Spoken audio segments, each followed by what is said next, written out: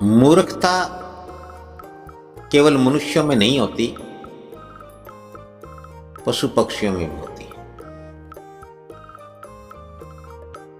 एक बार एक बुगला पीढ़ी दर पीढ़ी एक पेड़ पर रहता आया और जहां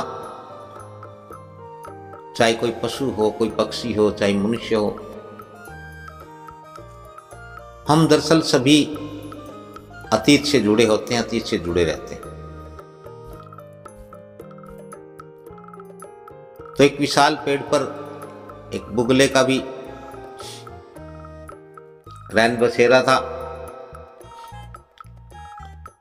और वहां वो बुगले अपने अंडे, अपने बच्चे वहां देते, पालते। और कुछ दूरी पर एक तालाब था। उस तालाब में वो उनकी दिनचर्या थी कि सुबह तालाब पर जाना, शाम तक वहीं तालाब पर रहना, अपना पेट भरना, और जब बच्चे हों छोटे तो अपने बच्चों का भी पालन पोषण करना।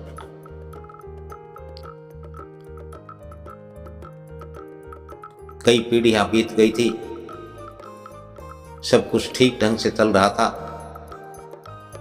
परिवार फल फूल रहा था। एक बार एक सांप न जाने कहां से उस पेड़ के नीचे आया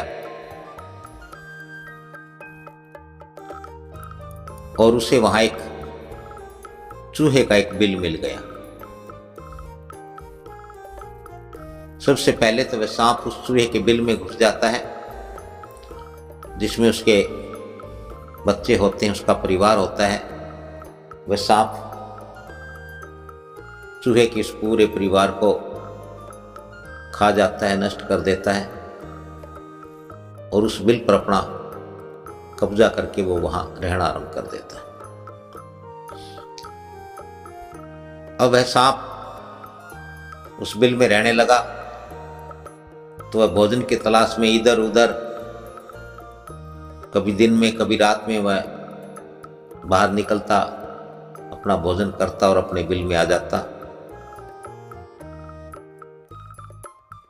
एक बार सांप को आसपास दूर तक उसे कहीं भोजन उपलब्ध नहीं हुआ तो सांप भूख से व्याकुल हुआ और वह उस पेड़ पर ही चढ़ गया। बाकी सभी तो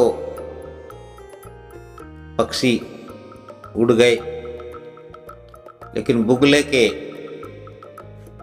उस घोंसले में उसके अंडे भी थे और बच्चे भी थे और वह सांप उसके बच्चों को खा गया। बुगला आया, उसने देखा कि आज तो एक सांप आ गया और उसने उसके कुछ बच्चों को खा लिया और कुछ दिन बाद फिर वह सांप आया, उसके और बच्चों को खा गया। फिर कुछ दिन बाद वह सांप आया, उसके और बच्चों को खा गया। इस प्रकार से वह बुगला परिवार बड़ा दुखी हुआ, बड़ा व्यथित हो गया कि बेचारे अंडे देते, बच्चे निकालते और वो सांप आता, कभी अंडे ही खा जाता तो कभी बच्चे, और इस प्रकार से उनका वंश बढ़ने की बजाय धीरे धीरे घटने लगा। और यह सिलसिला बहुत लंबे समय तक चलता रहा।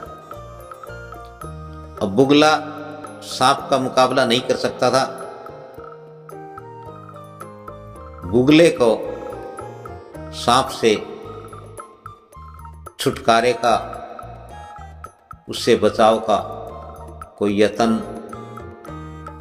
नहीं सूझ रहा था।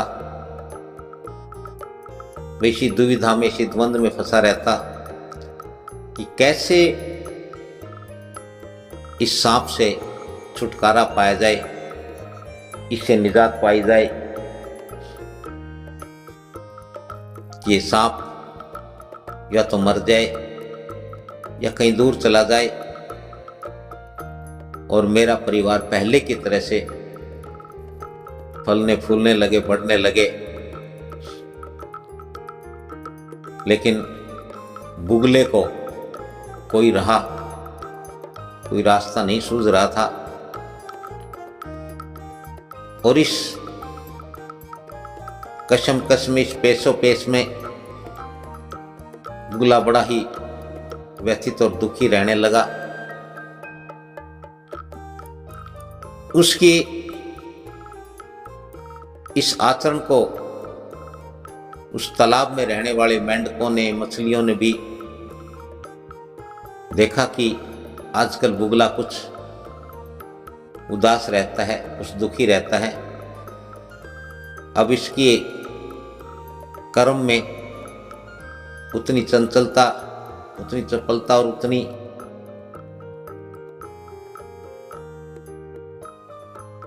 सक्रियता दिखाई नहीं देती जिस प्रकार से पहले मेंढक और मछलियों को पकड़ता था, खाता था और उन्हें अपनी चोंच में भर करके ले जाता था। आजकल ऐसा नहीं कर पाता है, खाता भी कम है और ले जाता भी कम है तो कोई ना कोई राज, कोई रहस्य, कोई तो बात है जो अचानक से पिछले कुछ समय से इसके व्यवहार में परिवर्तन आया है और इसके खाने में और ले जाने में कमी आई है। अब यूं तो वो मन ही मन बुगल, मछलियां और मेंढक खुश थे कि चलो है तो ये हमारा शत्रु, अच्छा ही है, इससे हमारी संख्या तालाब में बनी रहेगी और बढ़ेगी। लेकिन फिर भी जीव है, आसपास रहते हैं, साथ साथ रहते हैं, तो कई बार परायों से भी, शत्रुओं से भी लगाव हो जाता है, मेल जोल हो जाता है। और इस प्रकार से एक दिन एक मछली ने उस बुगले से पूछा, आजकल कुछ दिनों से आप कुछ परेशान दिखते हैं, कुछ दुखी लगते हैं, आपकी इस परेशानी का, आपके इस दुख का क्या कारण है?